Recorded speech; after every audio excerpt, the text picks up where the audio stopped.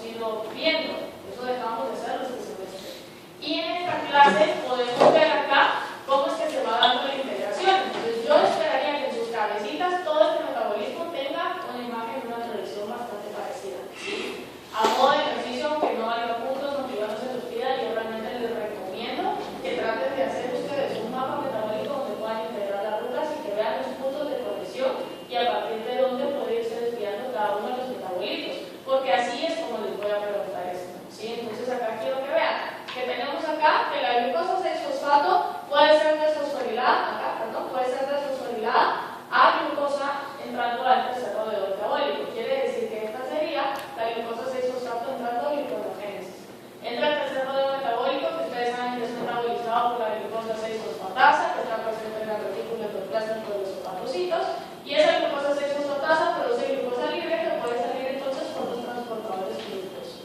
Luego tenemos acá que la glucosa 6-fosfato, si estuviese en exceso, puede almacenarse como en forma de glucógeno. Entonces la glucosa 6-fosfato por la fosfoglucomutasa se convierte en glucosa 1-fosfato, esa glucosa 1-fosfato se convierte a 2-D-glucosa y la 2-D-glucosa puede ser utilizada por glucogenina o por glucógeno sintasa para la polimerización, ¿sí? Entonces, si se dan cuenta acá, lo que estamos haciendo es integrando todas las rutas que hemos ido viendo en el semestre. Luego la glucosa 6-fosfato podría entrar a la glucólisis también, luego complejo PDH, que es el encargado de convertir el piruvato a acetil-CoA, y ese acetil-CoA puede fácilmente entrar al ciclo de Krebs, liberar poder reductor, puede entrar a fosforilación oxidativa y producir ATP, ¿sí? Esta ruta de acá hacia acá está, decíamos, relativamente disminuida en hígado. ¿Por qué? Porque a pesar de que está funcionando a un ritmo constante, estamos diciendo que la principal forma de producción o de obtención de energía es a partir de la degradación de grasas, ¿sí?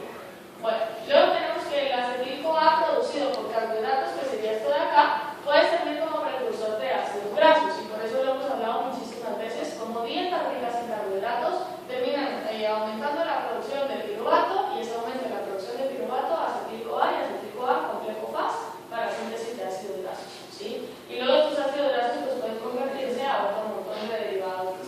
¿Eso es lo del hígado graso? Esto sería el hígado graso, principalmente a partir de fructosa. Nosotros lo vemos como una dieta rica en fructosa, que decíamos entraba por acá en glucólisis, se perdía la regulación y entonces esta ruta se desplazaba hacia acá. Pero el hígado graso puede ser producido por muchísimas otras cosas, ¿sí?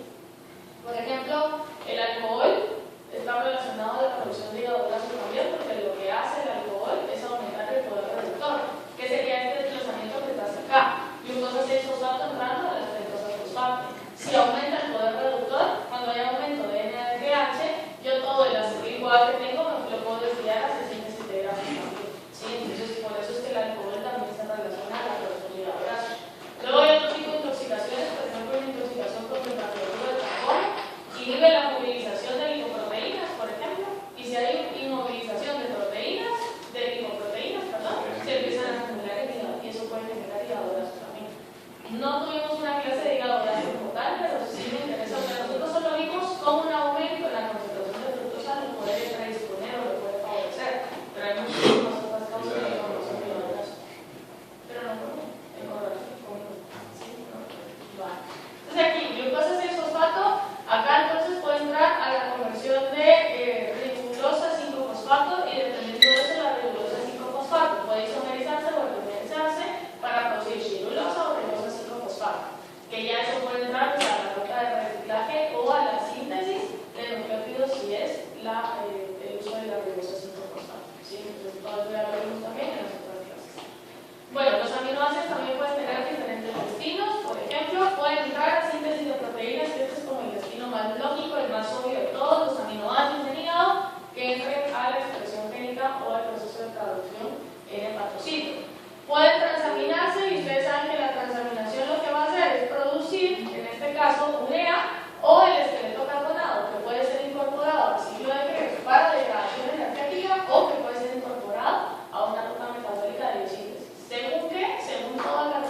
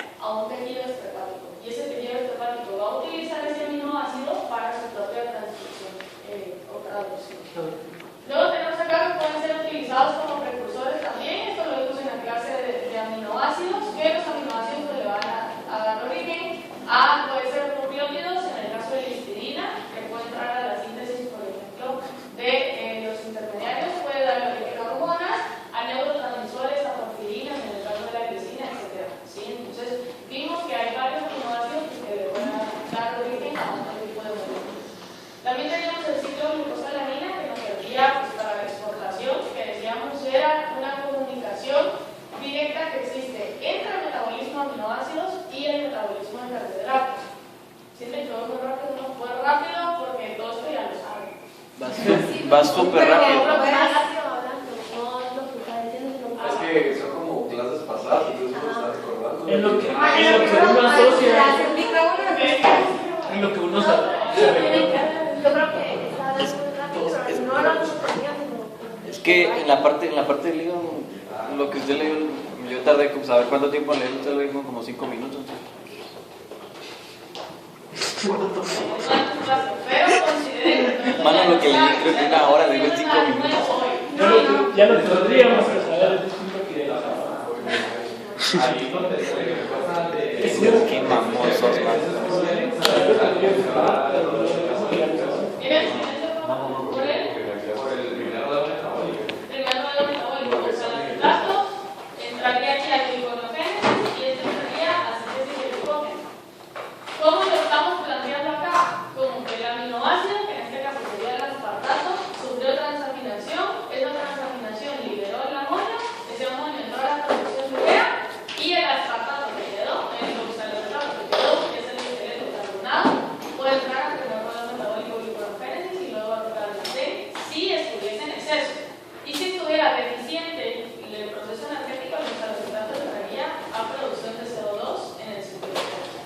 ¿Sí? Entonces, por eso les decía, lo del aminoácido va a depender de qué tipo de aminoácido sea. Y para eso yo necesito mantener en cuenta quién es glucogénico, quién es cetogénico o quién puede ser cualquiera de los dos. Porque dependiendo de eso puede entrar a síntesis de lípidos, que sería el esqueleto carbonado, a producción de energía o a síntesis de carbohidratos o producción de energía, dependiendo de quién sea la glucosa. ¿Sí? Bueno, entonces decíamos, ciclo glucosa-alanina es la conexión directa entre carbohidratos y aminoácidos. ¿Por qué? Porque lo que hace, ustedes saben que viene a partir de la degradación de las proteínas del músculo, por ejemplo, y eso termina con la producción de alanina, que sería un transportador de glucosamino, para que el hígado esto pueda hacer gluconeogénesis y el músculo pueda seguir teniendo energía a partir de eso. Quiere decir que prácticamente lo que se está evitando el músculo es hacer gluconeogénesis a partir de este aminoácido acá. Le manda la gluconeogénesis al hígado para poder hacer la degradación en este caso. ¿Sí? Entonces, ¿qué es lo que quiero que vean también? Que las células no están aisladas, sino están en constante comunicación con el resto de tejidos, con todos los metabolitos presentes. O sea, puede ir sacando y va a ir recibiendo y no necesariamente a partir del que tenía almacenado es el que va a generar la energía. ¿Sí? Bueno, vamos con los ácidos grasos también, que también pueden tener diferentes destinos metabólicos. Los ácidos grasos pues, pueden entrar acá a la síntesis de lípidos. Algo bien importante, estoy hablando de un ácido graso que le puede dar origen a un fosfolípido, por ejemplo, a un esfingolípido, o que puede venir y puede dar origen a alguna hormona, algo lipídico derivado a partir del ácido graso. También tengo acá la oxidación y la producción de energía, que decíamos que en hígado esta era la ruta pues, que estaba más estimulada, porque a partir de este acetil-CoA que viniera de degradación de lípidos, era que el hígado iba a obtener sus principales fuentes de energía. También puede hacer transporte para almacenamiento, que en este caso sería hacia el tejido adiposo, o distribución, que sería pues, para el resto de tejidos en fase, aquí sería con toda la producción de lipoproteínas. Ustedes saben que cada lipoproteína pues, tiene un metabolismo diferente, tiene un objetivo diferente, ya sea transporte de glicéridos o transporte de colesterol o el transporte reverso de él, pero al final lo que estoy haciendo es agarrando ese lípido y empaquetándolo para algún otro tejido. Puede servir como precursores para derivados de acetilcoenzima, que en este caso sería acetil-CoA, entrando a la síntesis de isoprenoides, entrando a la síntesis de carbohidrato, y luego esto condensándose, si se recuerdan, en los geraniles, en los carmexiles, para darle origen entonces ya a todo el anillo o al núcleo esteroideo del colesterol. Y a partir del colesterol, entonces la síntesis de sales biliares o de hormonas esteroideas. Luego tenemos que el acetil-CoA en exceso puede convertirse en cuerpos cetónicos también y mantener acá presente que la producción de cuerpos cetónicos no es exclusiva de estados patológicos, sino que constantemente el hígado va a estar produciendo cuerpos cetónicos, porque como lo vamos a ver hoy, hay otros tejidos que utilizan cuerpos cetónicos como principal fuente de energía. ¿Sí? Entonces, cuerpos cetónicos también está ahí la producción. ¿Estamos bien con ella?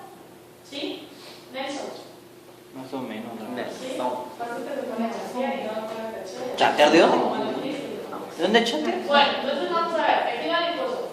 Tejido adiposo tenemos el tejido blanco y tenemos el tejido marrón. Ustedes saben que la diferencia entre un tejido y el otro es el número de mitocondrias. Y que ese número de mitocondrias va a generar un color distinto, pues, por todo lo que hemos dicho, la absorción de luz, el reflejo de color, etc. El tipo de tejido está bien relacionado al tipo de función que llegue a ejercer. El tejido adiposo blanco tiene, morfológicamente hablando, una gota central de grasa. Esa gota central de grasa lo que hace es desplazar al resto de organelos hacia el resto del espacio celular. Esa morfo está ampliamente distribuida, quiere decir que vamos a encontrar tejido adiposo por todos lados, a diferencia del tejido adiposo marrón, pues que está localizado únicamente en algunas zonas de los animales, sobre todo cuando son pequeños. Se encarga de almacenar triglicéridos que proceden del hígado, porque dijimos ya hace un rato que el hígado es el principal productor de ácidos grasos, que pueden bien o venir de un exceso de carbohidratos o que pueden ser lípidos que vinieran de la dieta y que se conviertan en un lípido endógeno. Y en demanda de combustible, pues se va a encargar de metabolizarlo. Algo bien importante que no hemos platicado acerca del tejido adiposo es que el tejido adiposo, a pesar de ser únicamente una bodega de almacén, es un tejido que está en constante recambio. O sea, todo el tiempo se está hidrolizando y todo el tiempo se está formando constantemente. Cuando ustedes hacen mediciones de lípidos en plasma, por ejemplo, ustedes pueden encontrar concentraciones de 200 miligramos por decilitro de ácidos grasos, 200 miligramos por decilitro de colesterol, por ejemplo, que si lo piensan es una concentración relativamente alta, pero está dentro de valores normales, porque quiere decir que todo el tiempo, de una forma normal, el hígado está enviándole ácidos grasos al tejido adiposo. El tejido adiposo hidroliza y ese hidrólisis va a hacer la exportación hacia el hígado nuevamente. Hígado recibe, si necesita nuestro tejido, lo empaqueta otra vez en forma de lipoproteínas y lo vuelve a mandar, o el mismo hígado empieza a recibir energía. ¿Por qué necesito que esto pase de esta forma? Porque estamos diciendo que el hígado es el que obtiene energía principalmente a partir de ácidos grasos. Y si hígado va a mantener al resto de tejidos energéticamente hablando, no puede darse el lujo de evitar quedarse sin ácidos grasos. Entonces todo el tiempo está en movilización del ácido graso. Lo que quiero que vean es que si yo quito acá, pongo acá y regreso acá, la ganancia neta del tejido adiposo pues es nula, es mínima, ¿sí? Pero constantemente está en movimiento. Hay una ruta metabólica que se conoce como glicerogénesis, que es la formación de glicerol, que me sirve a mí para poder mantener ese recambio y esa constante formación y degradación de ácidos grasos que tenemos en el tejido, ¿sí? Bueno, luego tenemos el tejido adiposo marrón, pues este es más pequeño. En lugar de tener una sola gota central, pues tiene varias gotas pequeñas. Esto es importante porque lo que hace es que en lugar de tener solo una, que puede irse hidrolizando poco a poco, tengo varias para poder aumentar el área superficial. Como tengo más mitocondrias, este tejido adiposo marrón se caracteriza por la presencia de la UCP1, que ustedes saben que es la termogenina. Que ya hablábamos pues, que era una proteína desacoplante, que lo que iba a hacer era disminuir el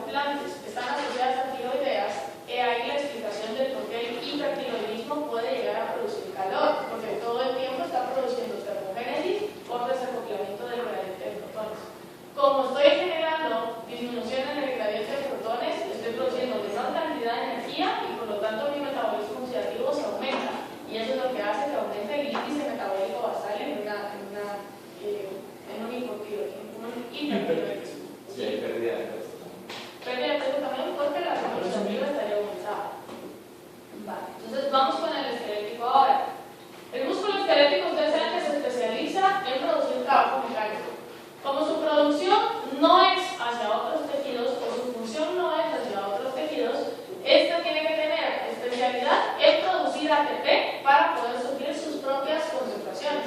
Aunque esa especialidad se valga de mandar al hígado todo lo que necesita el gluconeogénesis, por ejemplo, ¿sí? Entonces acá, como fuente inmediata de energía para las contracciones de ATP, puede utilizar ácidos grasos, cuerpos cetónicos o glucosa. Son los tres metabolitos que va a utilizar principalmente, digamos. El orden en el cual los vaya utilizando va a depender del estado de reposo o movimiento que llegue a tener el músculo. Vamos a hablar de las diferentes condiciones ahorita. Quiero que vean, entonces, primero que tenemos dos tipos de tejido de músculo esquelético, está el rojo y está el blanco. Lo que hace la diferencia entre uno y otro es, otra vez, el número de mitocondrias que pueda llegar a tener. El tejido rojo tiene mayor número de mitocondrias. Pero en cuanto a la función, hay algo interesante con los dos tipos de músculo. El músculo blanco dice que tiene mayor tensión y se fatiga mucho más rápido y que utiliza ATP por encima de la capacidad de producción que pueda llegar a tener. Por el contrario, el tejido rojo tiene baja tensión y es resistente a la fatiga. ¿Qué lo hace ser resistente a la fatiga? Que puede producir ATP de forma lenta pero constante, y eso es dado a que tiene mayor número de mitocondrias. O sea que si pensamos en alguien que pueda tener, por ejemplo, velocidad y que pueda tener mayor tensión al momento de hacer la contracción muscular, en ese momento el músculo lo que va a hacer es consumir toda la demanda de energía, ¿sí? Toda la cantidad de energía que pudo haber tenido almacenada. Pero como tiene tan pocas mitocondrias, la producción energética va a ser demasiado lenta. Quiere decir que si alguien corre rapidísimo, por ejemplo, o estamos pensando en alguna competencia de velocidad, alguien que acaba de competir, ahorita no puede competir, por ejemplo, en 10 minutos en otra carrera y tener el mismo rendimiento que tuvo en la primera, porque la producción o, digamos, la reposición de energía no ha sido de forma adecuada. ¿Qué pasa cuando alguien corre? Cuando alguien corre y agarra un ritmo y es de forma constante, es el músculo rojo quien está produciendo esa tensión para la contracción. Entonces, ¿qué va a pasar? Yo estoy gastando energía, pero como el número de mitocondrias es lo suficientemente elevado, esos mitocondrias pueden ir produciendo energía paralelo a la degradación. Quiere decir que estoy gastando ATP, pero estoy produciendo ATP, ¿sí? Entonces, eso me permite tener mayor resistencia aeróbica. Si lo piensan también, podríamos decir, bueno, alguien que se esté preparando, por ejemplo, para un partido de básquetbol y decide salir a correr todos los días media hora porque quiere tener mayor resistencia durante el partido. Si corre todos los días media hora, pero lo hace a un ritmo constante, es la capacidad aeróbica del músculo rojo lo que está funcionando. Pero ¿qué pasa en un partido real? En un partido real no va a estar corriendo al mismo ritmo todo el tiempo, sino que a veces va a requerir correr más rápido, a veces va a requerir brincar, por ejemplo, o a veces va a tener, digamos, un ritmo relativamente constante. Quiere decir que la preparación en una situación de resistencia no va a ser la misma comparada a una situación de esfuerzo que sería la que estuviera ya dentro de un partido. Entonces, si se dan cuenta, las condiciones van a ser diferentes. Quiere decir que si aguanta correr media hora de forma continua, eso probablemente sea un reflejo de aguantar tranquilo jugando 5 minutos en un partido, por decirles algo, ¿sí? Si alguien quiere, por ejemplo, nadar en aguas abiertas, la preparación en piscina probablemente tenga que ser unas 3 o 4 veces más para que esa resistencia pueda como equivaler al esfuerzo que se pueda generar en aguas abiertas, porque en aguas abiertas pues ya hay aire, ya hay corriente, ya hay muchos factores más pues, que van a requerir un esfuerzo mayor, ¿sí? Entonces, si se dan cuenta, pues las condiciones acá van a ir afectando dependiendo de la situación en la cual se encuentra o para la cual se encuentra preparado el tejido. ¿Estamos bien acá? ¿Dónde podemos pues encontrar principalmente el tejido blanco? ¿El tejido qué? Están mezclados. Están mezclados, pero un caso en el que utilicemos más el blanco que el rojo. Le voy a poner un ejemplo, tal vez no aplica tanto como humanos, pero ustedes pueden hacer la analogía, no es necesariamente a músculo esquelético, pero para que se hagan la idea.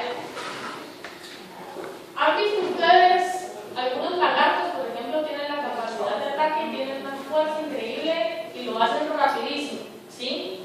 Si el lagarto está esperando para atacar y decide atacar, por ejemplo, independientemente de que agarre o no a la presa o a la víctima, quien sea que esté atacando, ese lagarto no puede producir otro ataque hasta dentro de un par de horas. ¿Por qué? Porque lo que hizo fue que la contracción o la producción de energía que tiene es muy por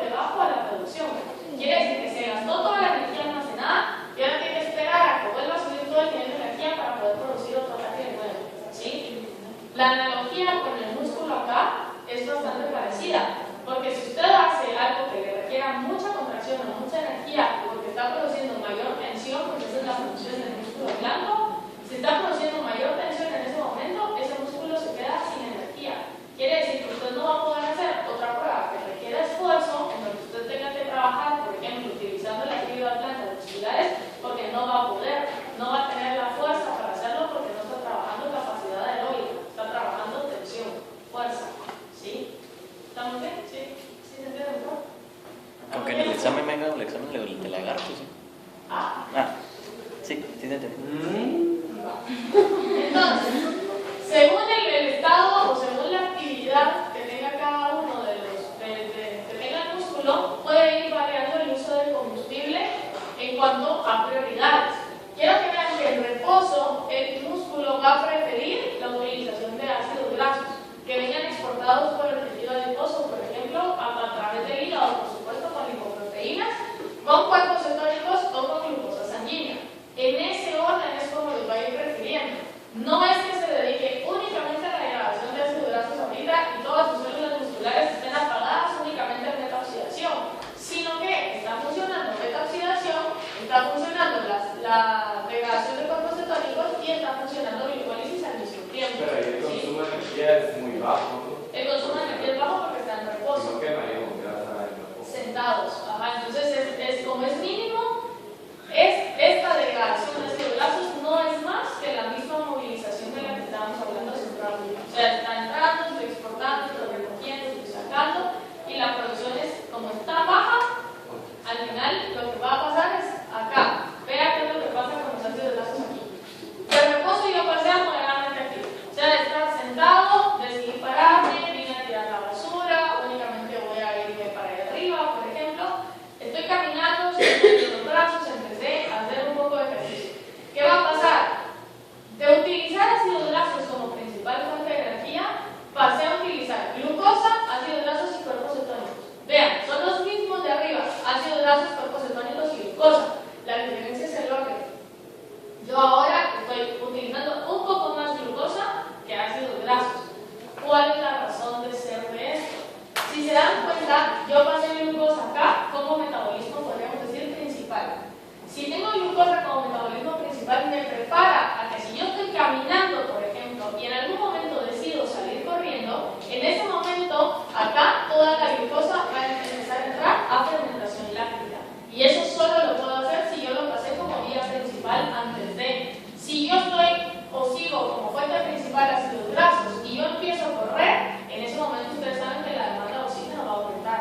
Y si la demanda de oxígeno va a aumentar y no es el transporte en ese segundo, en esos instantes, no es suficiente para llegar al músculo, se va a bloquear la ruta de producción de energía, porque ustedes saben que beta-oxidación no funciona sin presencia de oxígeno.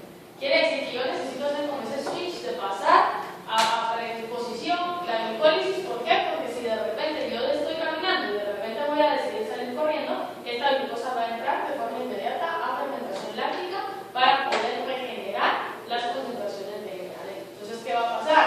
Ya ustedes saben que ahí se encendería el ciclo de Cori.